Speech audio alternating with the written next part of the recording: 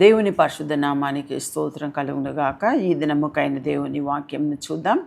ద్వితీయోపదేశ కాండము 28వ అధ్యాయము 7వ వచనమును మనం చూసినట్లయితే, ద్వితీయోపదేశ కాండం 28వ అధ్యాయం 7వ వచనంలో, నీ మీద పడు నీ శత్రువులను యెహోవా నీ ఎదుట హతమగునట్లు చేయును. వారు ఒక్క త్రోవను నీ మీదికి బయలుదేరి వచ్చి 7 త్రోవల నీ ఎదుట నుండి పారిపోవుదురు. ఎంత మంచి వాక్యం కదండి. ఇక్కడ రాయబడి ఉంది, నీ మీద పడు నీ శత్రువులను యెహోవా నీ ఎదుట హతమగునట్లు చేయును. అంటే నేనైతే అలా ఎవరికి మీది కోరుకోలేదండి, వారు హతమైపోవాలి, వీరు హతమైపోవాలని. కానీ పాత నిబంధనలో ఇలా ఉంది, ఇక్కడ రాయబడి ఉంది, నీ మీద పడు నీ శత్రువులను. అంటే మీ శత్రువులు ఎవరైనా మీకు ఉంటే యెహోవా నీ ఎదుట హతమగునట్లు చెయ్యను. అంటే వాళ్ళు హతమగునట్లు చెయ్యను అని ఉంది. కానీ మనం ప్రార్థన చేయకూడదు. అది దేవుని తీర్పు అంతా కూడా దేవునికి విడిచిపెట్టాలి. కానీ మనం ఏం చేయవచ్చు అంటే, ప్రభువా ఏ శత్రువు అయినా నాకు ఉండకుండా చేయండి ప్రభువా అని అడుగుదాం. ఎందుకంటే మనకు శత్రువులే ఉండకూడదు.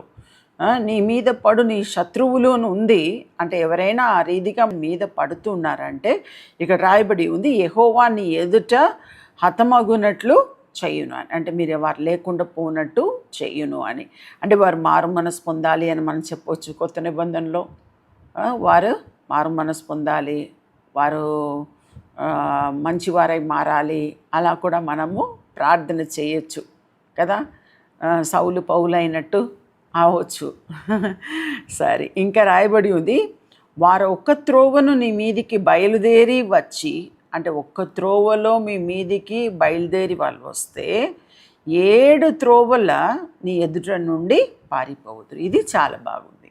అంటే ఒక్క త్రోవలో మీకు విరోధముగా వారు వస్తే వారు ఏం చేయాలంట, 7 త్రోవలో వారు పారిపోవాలంట. ఆ రీతిగా జరగాలండి.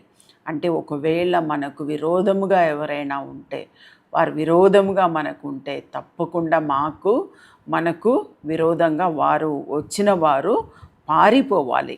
ఆ రీతిగా పారిపోవాలని చెప్పి మీరు కూడా ఆ రీతిగా ఏదైనా మీకు ఉంటే, అలాంటి శత్రువులు ఎవరైనా ఉంటే, దాని గురించి ఈ వాక్యంను మీరు ధ్యానించి, ద్వితీయోపదేశ కాండం 28:7ను ధ్యానించి మీరు ప్రార్థన చేయండి. దేవుడు అదే రీతిగా మీకు కూడా జయమును, మీకు శత్రువుల నుండి మీకు జయమును ఆయన అనుగ్రహిస్తాడు. అందుకే ఇక్కడ రాయబడి ఉంది, వారు ఒక్క త్రోవను నీ మీదికి బయలుదేరి వచ్చి 7 త్రోవల నీ ఎదుట నుండి పారిపోదురు. 7 త్రోవలో వారు పారిపోవాలి అని చెప్పి నేను కూడా మీకు చెప్తున్నాను. మీరు ఆ రీతిగా ప్రార్థన చేయండి. ప్రభువా మాకు ఏ శత్రువులు ఉండకూడదు, మాకు విరోధంగా వస్తున్న వారందరూ పారిపోవాలని చెప్పి ప్రార్థన చేయండి. తప్పకుండా దేవుడు ఆ రీతిగానే మీకు చేస్తాడు. ప్రార్థన చేసుకుందాం. ప్రభువా నీకే స్తోత్రం తండ్రి.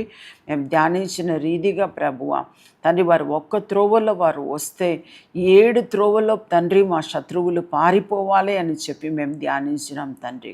ఆ రీతిగానే నీ బిడ్డలు ఎవరెవరు తండ్రి వారికి విరోధంగా ఎవరెవరు ఉన్నారో, నీకు విరోధంగా రూపింపబడు ఏ ఆయుధము వర్ధిల్లదు అని మాట ప్రకారం తండ్రి, వారికి విరోధంగా రూపింపబడుచున్న ఏ ఆయుధము వర్ధిల్లకుండా ప్రభువా వారి జీవితంలో మీరు గొప్ప కార్యం చేయమని నేను ప్రార్థిస్తున్నాను తండ్రి. మీరే దీవించండి, ఆశీర్వదించండి. యేసు నామములో అడిగి ప్రార్థిస్తున్నాం తండ్రి, ఆమేన్. ఈ ప్రోగ్రాం మీకు ఆశీర్వాదకరంగా ఉన్నదని మేము నమ్ముతున్నాం. ఫస్ట్ లైక్ చేయండి, తెలిసిన వారు మీ ఫ్రెండ్స్ అందరికీ మీరు షేర్ చేయండి, తర్వాత సబ్స్క్రైబ్ చేయండి. తప్పగా ప్రభు మిమ్మల్ని దీవిస్తాడు. ఇక రాబో వీడియోను కూడా మీరు చూడండి, దీవించబడండి. ప్రభు మిమ్మల్ని దీవించును గాక. God bless you.